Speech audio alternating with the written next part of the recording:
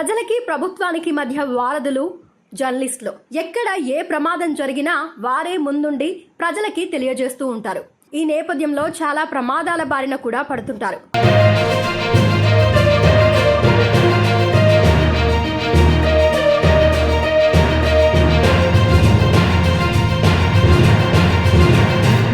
అయితే అస్సాంలో వరద బీభత్సం సృష్టించింది. ఆ బీభత్సం వలన జనజీవనం స్తంభించిపోయింది. దాన్ని కవర్ చేయడానికి వరద ప్రాంతాల్లోని ప్రజల సమస్యలను తెలియజేసేందుకు ఓ రిపోర్టర్ అక్కడికి వెళ్లి రిపోర్ట్ చేస్తుండగా త్రుటిలో ప్రాణాలతో బయటపడ్డాడు.